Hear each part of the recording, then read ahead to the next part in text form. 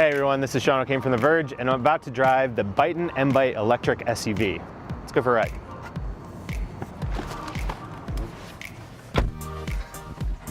Now, in case you don't know who Byton is, they're one of the many EV startups around the world that are trying to bring an electric vehicle to market. They're based in China, and they basically made their public debut here at the Consumer Electronics Show in 2018, where they showed off a concept version of this car.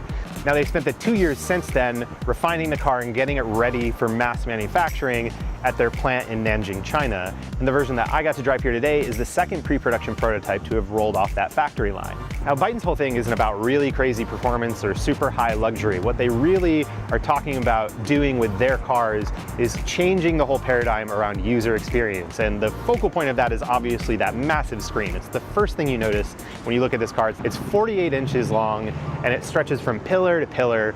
It's a very divisive thing, and a lot of people have been really worried about what it would be like to drive with a screen that big in front of you. And I gotta say, just from spending a couple minutes in the car, I can understand how you might be able to literally look past it. The screen is enormous, but it's sunken into the dashboard, and Byton's also done a lot of work on the software side to make sure that it's not so distracting. You can turn off all the widgets that make up the user interface, for example. And some things like the news feed widget won't update while you're driving. You also can't watch video while you're driving, which is probably a good thing.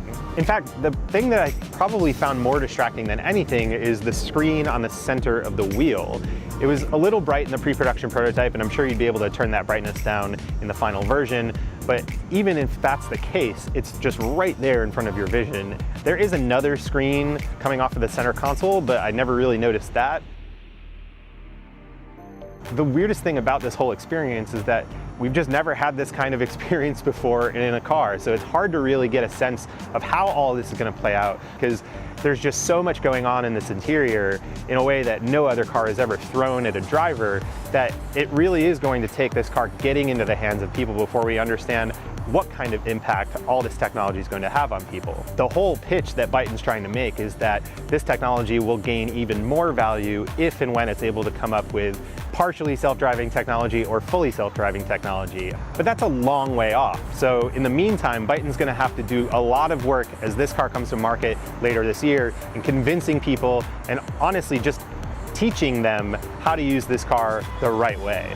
And the screen isn't the only thing that Byton's trying to sell as a new idea. They're also talking about doing a lot of health data integration, collecting a lot of information about the driver, and using advanced technologies like facial recognition. A lot of stuff that people are actually kind of wary about now.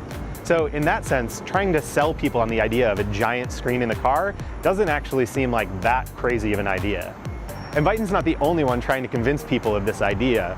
A lot of automakers, both startups and traditional OEMs, are also moving in this direction of bigger screens. And so in a couple years' time, it's not just going to be up to Byton to answer this question of whether or not we should have big screens in cars. It's going to be up to basically all of us to make sure that you can turn off some of the elephants.